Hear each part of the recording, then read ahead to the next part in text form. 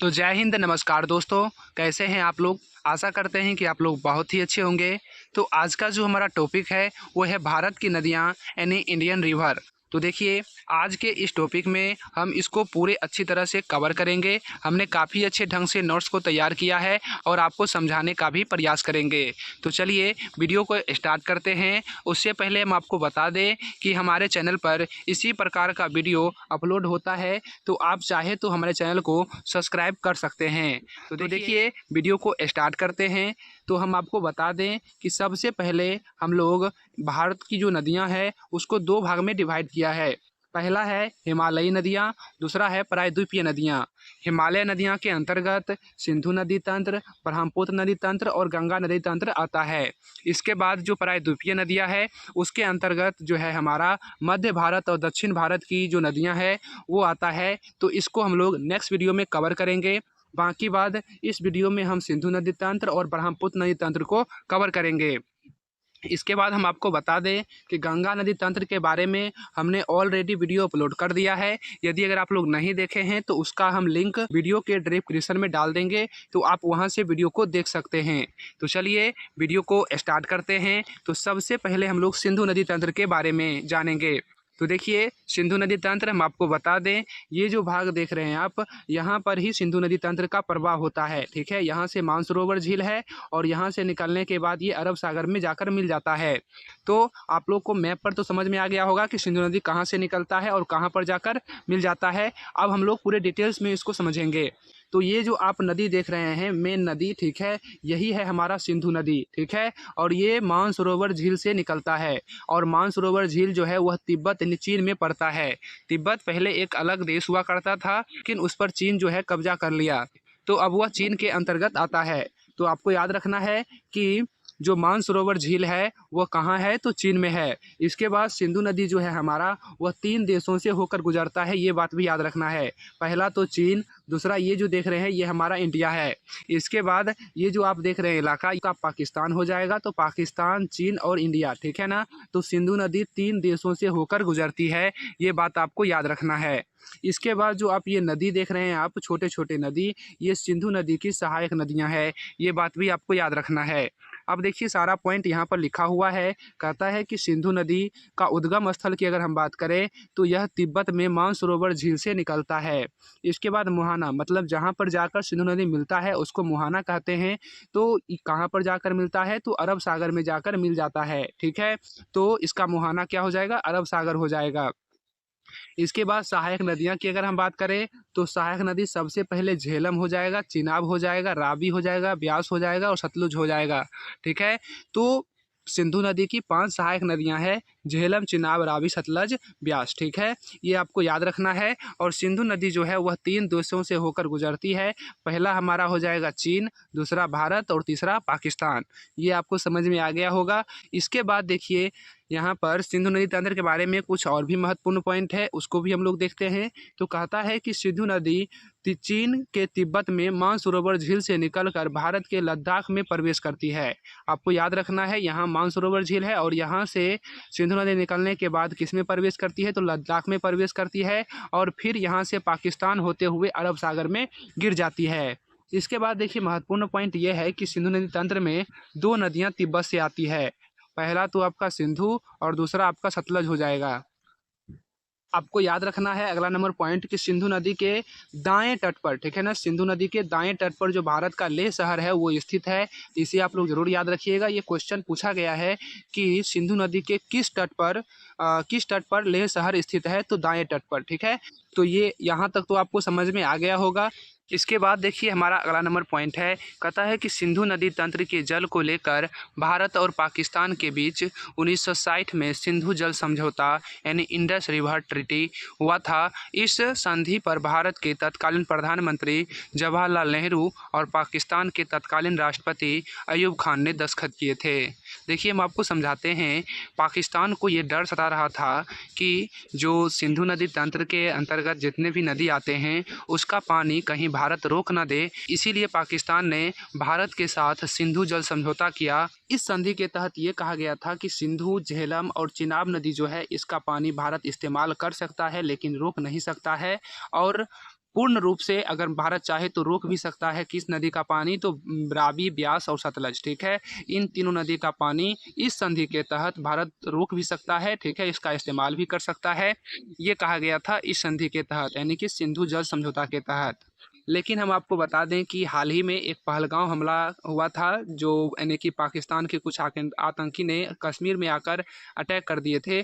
उसके बाद इस समझौता को रद्द कर दिया गया है, ये बात भी याद रखिएगा। तो यहाँ तक तो आपको समझ में आ गया होगा कि सिंधु जल समझौता क्या है। तो सिंधु जल समझौता 1960 में हुआ था, ठीक है।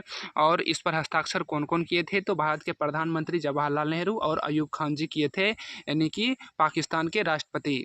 इसके बाद सिंधु जल समझौता के अंतर्गत आपको याद रखना है कि पाकिस्तान को किन किन नदी का पानी इस्तेमाल करने का अधिकार है। तो याद रखिएगा सिंधु, झेलम और चिनाब नदी का। और भारत को किस नदी का पानी इस्तेमाल करने का अधिकार है, तो रावी, ब्यास और सतलज नदी का, ठीक है। ये बात भी आपको याद रखना होगा। इसके बाद देखिए अब हम लोग की जो हमारा सिंधु नदी तंत्र है उसकी प्रमुख नदी, उनकी जो सहायक नदियाँ हैं उसके बारे में हम लोग डिटेल्स में समझते हैं। तो देखिए सबसे पहला है हमारा चिनाब नदी। इसका अगर उद्गम की बात करेंगे, बारालाचा दर्रा वहाँ से होता है और यह कहाँ जाके मिल जाता है, तो सिंधु नदी में मिल जाता है। यहीं पर है हमारा बारालाचा दर्रा और यहीं से इसका उद्गम होता है, किसका, चिनाब नदी का। और ये याद रखिएगा, ठीक है ना, यहाँ पर लिखा भी है कि सिंधु नदी की सबसे बड़ी सहायक नदी कौन सी होगी, तो चिनाब नदी है। ये बात आपको याद रखना है। हिमाचल प्रदेश के बारालाचा दर्रा से ये निकलता है और पाकिस्तान में जाकर सिंधु नदी से मिल जाता है। इसके बाद देखिए याद रखिएगा यहाँ पर कुछ और पॉइंट है कि हिमाचल प्रदेश में चिनाब नदी को चंद्रभागा नदी के नाम से भी जाना जाता है। हम आपको बता दें कि हिमाचल प्रदेश में दो नदी है, एक है चंद्र और दूसरा है भागा। इन दोनों के मिलने के बाद ही चिनाब नदी का निर्माण होता है, इसीलिए चिनाब नदी को चंद्रभागा नदी भी कहा जाता है। इसके बाद आपको बता ही दिए हैं कि सिंधु नदी की सबसे बड़ी सहायक नदी कौन सी है, तो चिनाब नदी होगा। ये बात भी आपको याद रखना है। इसके बाद देखिए हमारा अगला नंबर है झेलम। यहाँ पर देख रहे हैं आप लोग झेलम नदी। झेलम नदी बेरी नाग झील, अब देखिए जितने भी नाग नागिन झील है ये जम्मू कश्मीर में है, हम आपको झील वाले टॉपिक में बता चुके हैं, ठीक है। तो झेलम नदी बैरी नाग झील यानी जम्मू कश्मीर से निकलती है और पाकिस्तान में चिनाब नदी से मिल जाता है। और पाकिस्तान में जाकर किससे मिल जाएगा, तो चिनाब नदी जो देख रहे हैं आप, चिनाब नदी से जाकर मिल जाता है। इसके बाद याद रखिएगा श्रीनगर जो है हमारा, यानी जम्मू कश्मीर की राजधानी, वह किस नदी पर है, तो झेलम नदी के तट पर ही स्थित है। इसके बाद देखिए हमारा अगला नंबर है रावी नदी। अब रावी नदी आप मैप में देख रहे हैं, ये वाला जो देख रहे हैं आप, ये रावी नदी है, ठीक है। इसके बाद देखिए कहता है कि रावी नदी हिमाचल प्रदेश में रोहतांग दर्रे के पास से निकलती है और चिनाब नदी में मिल जाती है, ठीक है। आपको इतना ही याद रखना है कि रावी नदी कहाँ से निकलता है, तो रोहतांग दर्रा हिमाचल प्रदेश से निकलता है और किस में मिल जाता है, तो ये चिनाब नदी में मिल जाता है। इसके बाद आपको यहाँ से भी एक क्वेश्चन और बन सकता है कि लाहौर शहर जो है, लाहौर शहर रावी नदी के तट पर ही स्थित है, ये बात भी याद रखना है आपको। इसके बाद देखिए हमारा अगला नंबर है सतलुज नदी, ठीक है। तो देखिए सतलुज नदी जो है वह तिब्बत में राक्साल, यानी राक्साल जो है मानसरोवर झील के पास ही पड़ता है, ठीक है ना, वहाँ से निकलती है। हम आपको बताए हैं कि तिब्बत से दो नदियाँ निकलती है सिंधु नदी तंत्र में, एक सिंधु नदी और दूसरा है हमारा सतलुज नदी। इसके बाद देखिए कहता है कि भाखड़ा बांध इसी नदी पर बनाया गया है। This is most important point, यानी कि कई बार एग्जाम में पूछा गया है कि भाखड़ा नागल बांध जो है वह किस नदी पर बनाया गया है, तो सतलज नदी पर। इसके बाद देखिए हमारा कहता है कि चिनाब नदी सतलज नदी की एक सहायक नदी है। यहाँ पर कुछ गलती हो गया है, यहाँ पर चिनाब नहीं होगा, ब्यास होगा, ठीक है ना। जो ब्यास नदी है वह यानी कि सतलज नदी की क्या है, एक सहायक नदी है। ये बात याद रखिएगा, यहाँ पर आप देख सकते हैं, ठीक है ना। जो ब्यास नदी है वह सतलज नदी की क्या है, एक सहायक नदी है। इसके बाद देखिए हमारा ब्यास नदी की अगर हम बात करें, तो याद रखना है कि ब्यास नदी हिमाचल प्रदेश के रोहतांग दर्रे से ही निकलते हैं। इससे पहले मैं आपको बताया है कि रावी नदी जो है वह रोहतांग दर्रा के पास से ही निकलता है।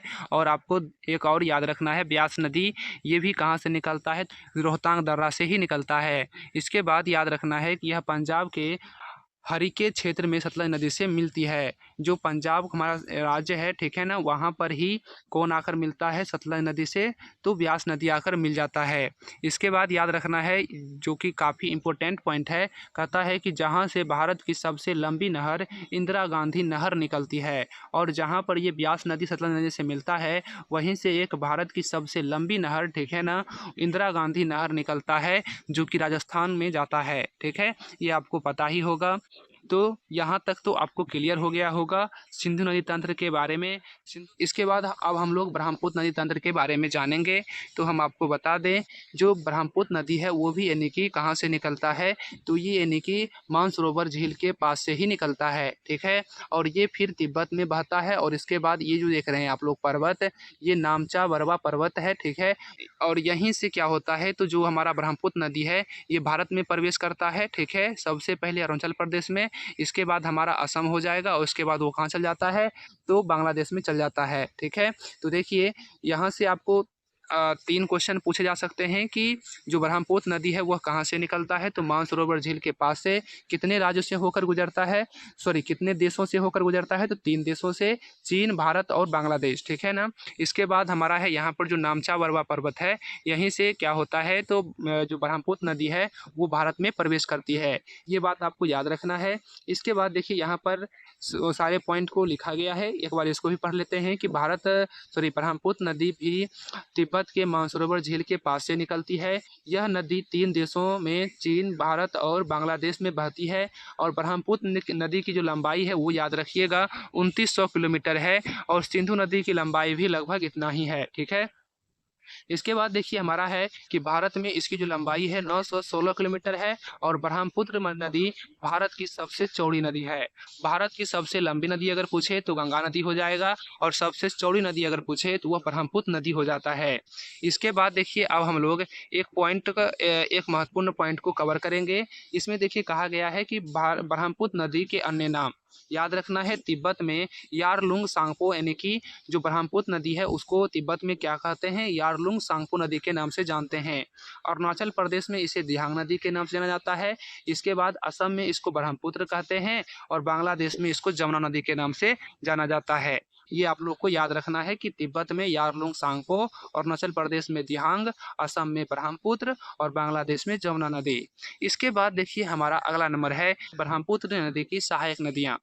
अगर आप लोग छोटे मोटे कंपटीशन एग्जाम की तैयारी कर रहे हैं तो सिर्फ यानी कि आपको याद क्या कर लेना है, तो सहायक नदियाँ याद कर लेना है।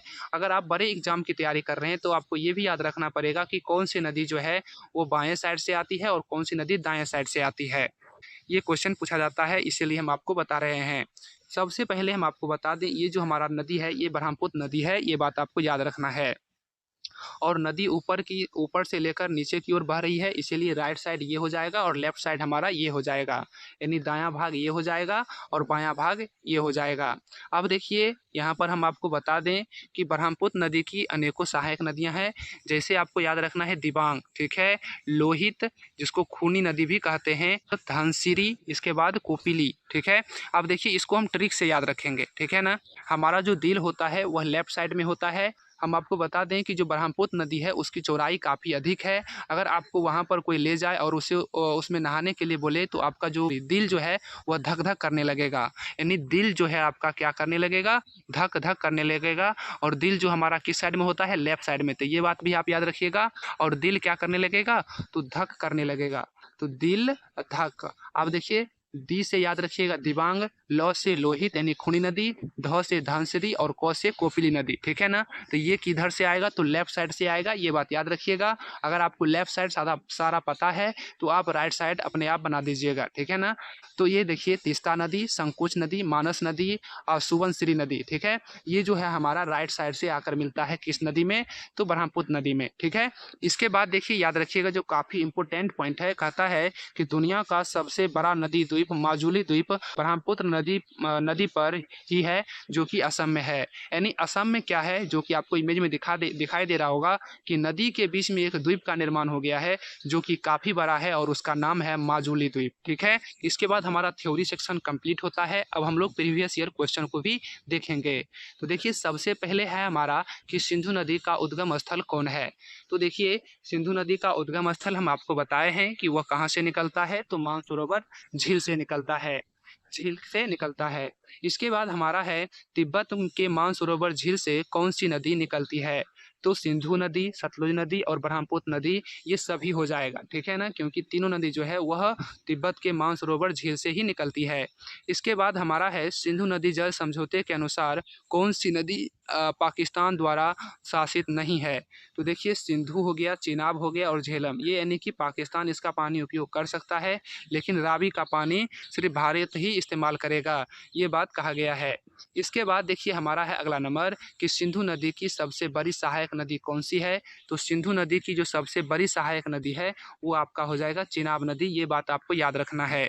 इसके बाद देखिए हमारा है कि मानस नदी किस नदी की सहायक नदी है। तो मानस नदी जो है हमारा वह ब्रह्मपुत्र नदी की सहायक नदी है। इसके बाद हमारा है कि भारत में सांगपो नदी को किस नाम से जाना जाता है। तो भारत में याद रखिएगा सांगपो नदी को ब्रह्मपुत्र नदी के नाम से जाना जाता है।